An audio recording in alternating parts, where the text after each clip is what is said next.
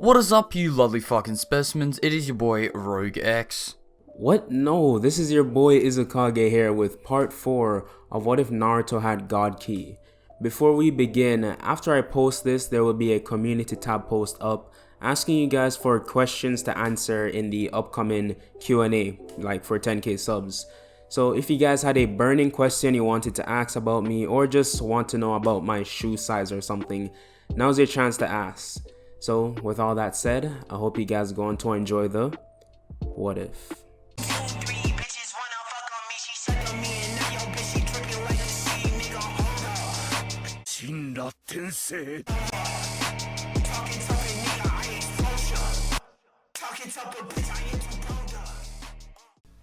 We left off with Naruto training his new element, and Samui, who was passing by, was interested in his training. It was like nothing she's ever seen before. So after they ate their bowls of ramen, Team Samui headed back to their apartments where all the Cloud Ninjas were staying.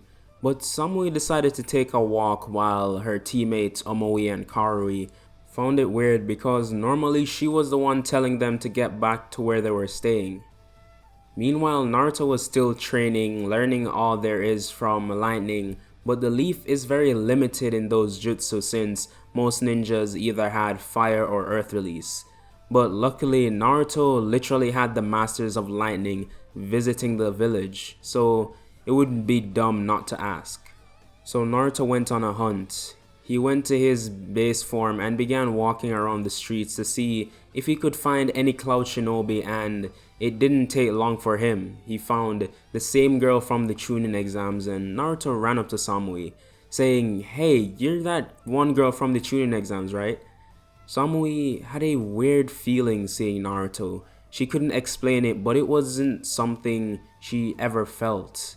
She said, "Yeah, why?" And Naruto continued saying, "Well, I wanted someone to teach me lightning release for the Chunin exams, and who's better to ask than the people from the land of lightning?" Samui actually smiled a bit from Naruto's joke, which was really out of character, and she said, "Well, I'm not really doing anything right now, so I guess." Naruto takes Samui and drags her back to where he was training, and he showed her what he already knew. And what was weird was, this time his abilities weren't as destructive as the first time she saw him training, but they still had the beautiful red color. So Samui said, "Well, you have the basics down, but for single targets, this would probably be the best one for you. I only learned it a week ago, so it's not fully mastered." Samui weaved a series of hand signs and yelled, "Lightning style, Blue Panther." And similar to Darui's panthers, a blue panther made of lightning appeared in front of Samui and rushed a tree. When it made contact, the tree exploded into bits and Naruto's eyes widened. This is exactly the type of jutsu he was looking for. So Naruto entered his God Key form, which shocked Samui, and he practiced all day. Samui just sat back and watched at how Naruto improved almost every time he casted the jutsu, and seems to never run out of chakra. By sunset, Naruto could make any number of panthers and have them individually go after multiple targets. So a week from the third stage of the Chunin exams, Naruto and Samui had these types of training sessions every day, with Samui teaching Naruto all the properties of lightning and some jutsus to go along with it. And during this time, they got a lot more comfortable around each other. Well, more on Samui's side because Naruto didn't really care. So before the Chunin exams, let me go over briefly what the other members of Team 7 have been up to. Sasuke, he was taken by Kabuto to one of Orochimaru's hideouts, while Orochimaru stayed to go through with his plan. Sakura had no progress strength-wise because she worked on trying to find Sasuke, but with no success. Now, time for the Chunin exams. The crowd was electric and the cheers were heard all over the village. They were waiting for a show. And the first matchups, Naruto versus Neji, the crowd was excited. The last time they saw Naruto fight, he just won on accident. Now it's finally time for someone as strong as Neji, the prodigy Hyuga, the strongest in his year, to to show Naruto the difference in their power. Neji and Naruto stood opposite towards each other, and before the fight, Neji said, "I'll give you a chance, Uzumaki. Forfeit now and I won't have to hurt you." But Naruto stayed quiet. This annoyed Neji and he said, "Well, don't blame me when you're dead." The proctor said begin and Neji rushed in, getting in close to perform his ultimate ability. Neji lowered his stance and said, "You're in range." An imaginary yin-yang symbol appeared below Neji and in a blur he appeared in front of Naruto, striking his chakra points. 2 palms, 4 palms, 8 palms, 16 palms, 32 palms, 8 trigrams, 64 palms. The last hit sent Naruto flying into the air and falling back down. The crowd cheered loudly and from the stands, Samui gasped. She gripped the rails, saying under her breath, "Get up, you have to get up." Her teammates were even more confused why she was so invested in the fight. The Samui they knew would care less. Now, the Raikage, Hokage, and Kazekage were impressed by Neji's speed and precision. The Raikage said, "So this is the ability of the legendary Hyuga clan. I'm impressed a kid like that can even use it so easily." Hiruzen smiled and said, "I wouldn't count the yellow-haired one out just yet. He always seems to surprise me." The Raikage raised an eyebrow and refocused on the match. The proctor went over to check if Naruto was out, but when he touched him, he felt like he was being electrocuted. He looked at Naruto's face and eyes and they shot open. His hair turned his usual crimson red and he floated up, now hovering above the ground. Naruto said, "Nice try, but good thing I have alternatives to chakra." Then bolts of red lightning was shooting off Naruto in random directions and he said, "How about you die?" And Naruto, using a single hand sign, said lightning style, "God's circuit." Neji, not knowing what this is, took precautions and he started spinning around using rotation to block any attack. Or so he thought. From Naruto, millions of bolts of electricity shot towards Neji and it was like the rotation wasn't even there. It went right through and fried Neji. He screamed in pain before falling over onto the ground on death's doorstep. The proctor called the match and said, "Winner, Naruto Uzumaki." Samui couldn't hold in her excitement and she cheered and screamed with the crowd at Naruto's victory. The Raikage was impressed, more than impressed. He had 1,000 questions, but Hiruzen said, "Don't ask, I don't even know how he became this strong." The Kazekage stayed silent but licked his lips and thought, "Seems Konoha has a lot more to offer. I could give Sasuke some company."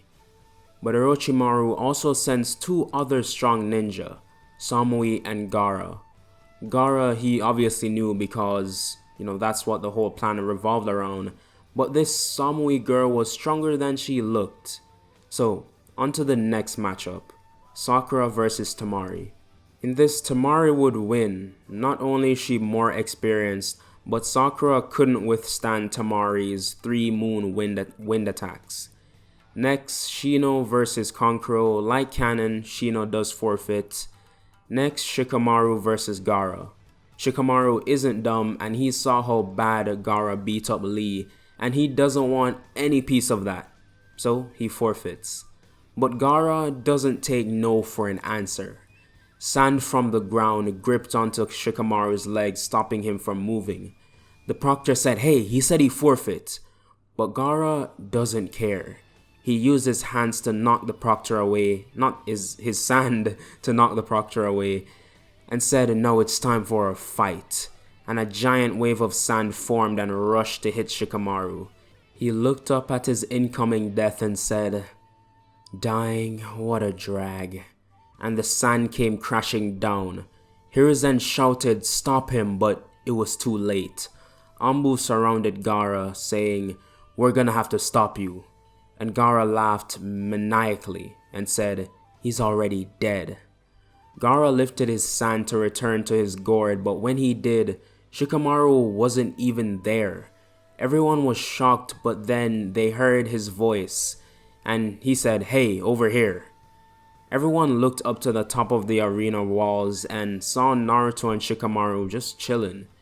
Shikamaru thanked Naruto for saving him, and Naruto just said it was no problem and focused on Gaara.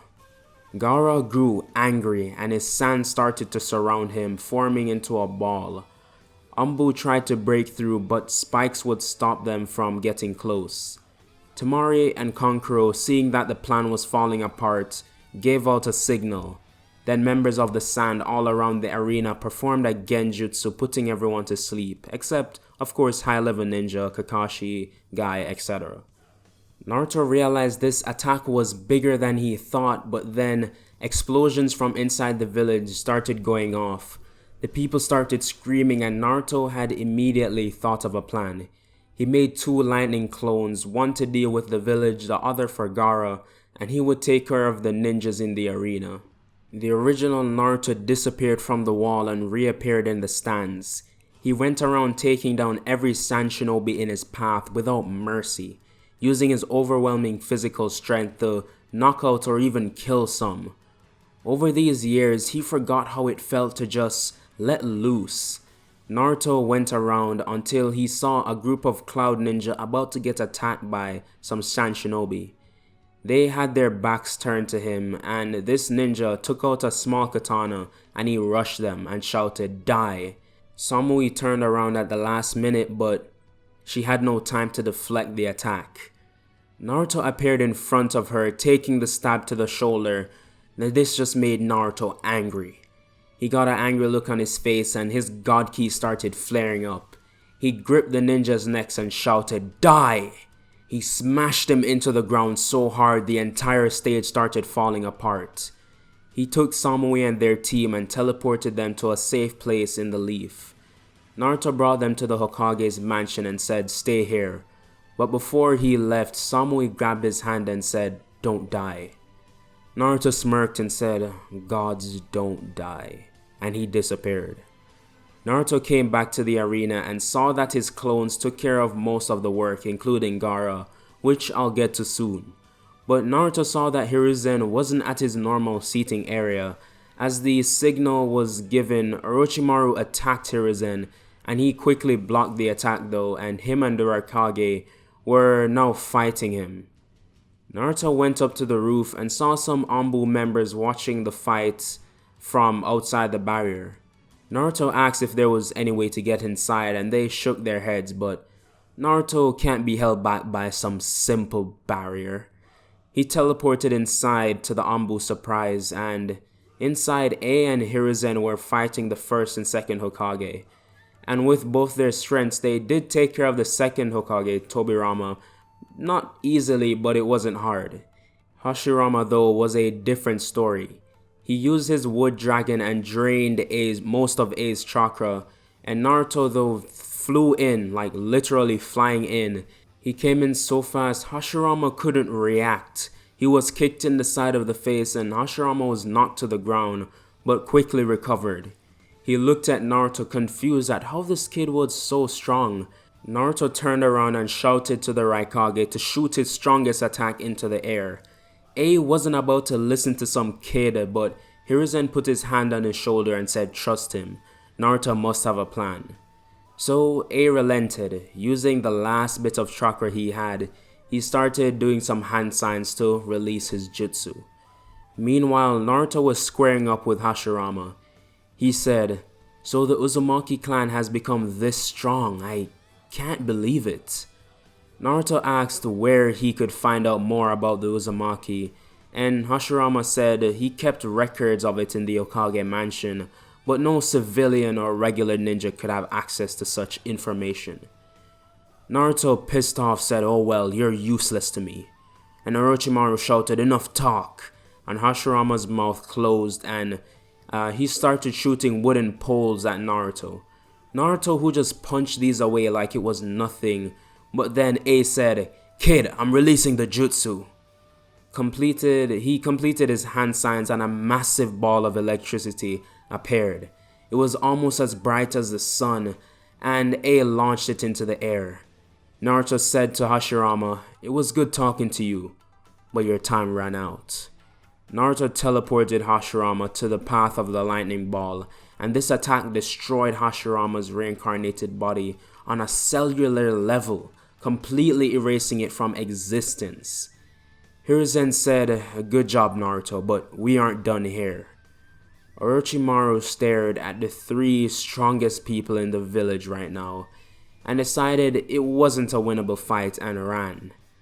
With that, Hiruzen and Naruto took care of the Sound 4, and now to Naruto's other clones. The one sent to protect the village did his job well. He protected a lot of villagers from San Shinobi and stopped explosions from destroying homes and businesses. Naruto eventually ran all of the shinobi out of the village. Now to the next clone, the one that was tasked to take care of Gaara. While Gaara was in his ball of sand, he teleported him out of the leaf into the forest, then at blinding speeds knocked out Temari and Kankuro. So in the forest, Gaara emerged right into his full Shikaku form. Shikaku was so big, everyone in the village could see. Naruto's clones was getting ready to use a certain ability Naruto had been training, but out of nowhere a huge puff of cloud appeared to reveal a giant toad, and riding on top of it Jiraiya and Tsunade. Wait, what some of you may be thinking now is, how come he just appeared out of nowhere? Well, some of the more keen-eared listeners, they realized Jiraiya didn't show up during the 1-month training period, and that was intentional. It was because Jiraiya did show up to the village, but he was put on a mission from Hiruzen. He was planning to retire, and knowing Jiraiya didn't want to become the Hokage, the next best thing was Tsunade. But, they didn't know where she was, so he tasked Jiraiya to find her. And after a month, he finally found her, and after a week of trying to convince her, she finally came back with him to the village.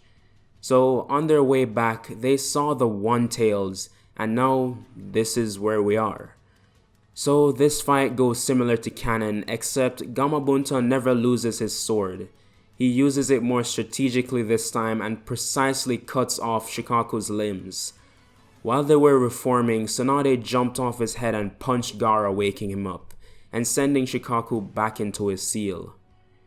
Jiraiya unsummoned Gamabunta and went to tighten Gaara's seal, making him able to finally sleep peacefully. So after this point, a lot of things happen, so let me summarize. Firstly, Hiruzen retires and made Tsunade the 5th Hokage. After many testimonies from the previous Hokage himself, other villagers and Kakashi, Naruto was promoted to Jonin for his efforts that day. Many people started seeing Naruto as an actual human, seeing how important he is to the village. Even people who didn't like him knew that if they had someone this strong in the village, who the hell would attack them in their right mind? Also, a peace treaty was signed between the Leaf and Cloud Village, and it was time for the Cloud Ninjas to return home. Surprisingly, the ninjas were actually pretty sad. The Leaf was more interesting than they expected, but one person just couldn't leave. Samui. She begged and begged the Raikage to let her stay, which he eventually granted. And with her, Omoi and Karui stayed since it would be dumb to break the team up. So Naruto was chilling eating some ramen when Samui walked in, and he was really confused. He said, "I thought you guys left today." And she ordered a regular bowl and said, "Yeah, well, I couldn't leave you." Naruto was a bit confused what she meant by this, but when Teiuchi and Ayame were snickering while looking at the two, he realized what she was trying to get at. Naruto quickly finished his bowl of ramen and said, as he's walking out, "I feel the same way." So over the 3-year time skip, Naruto and Samui trained together and actually started living together. Sakura still looked for Sasuke and trained with Tsunade, while Jiraiya was back to his spy network, seeing that his godson was good without him. Meanwhile, with Orochimaru, he started his experiments with Sasuke to make him the perfect vessel. He transplanted Fugaku's eyes into Sasuke and used a jutsu made by the Yamanaka clan, but made it more powerful. So it's like the caster is basically transferring his soul into someone else's body to be able to take control of it. But it only works if the person it's casted on shares a common goal with the caster, and Sasuke and Orochimaru do. Orochimaru wants to destroy the leaf while Sasuke wants to destroy Naruto. The common goal is to just get back at the leaf. So over the 3 years, Orochimaru turned Sasuke into an absolute killing machine. And I know I literally only went over one arc, that's the final stage of the Chunin exams, but the next part will be the finale, so I'll pick up there, and that is where I'm going to be leaving this one off. Thank you guys for sticking around to the end of the video. If you liked it, like, and if you like my content in general, subscribe. Also remember the Q&A thing, yeah, make sure to leave your questions in the post, and yeah, I'll see you guys in the next What If.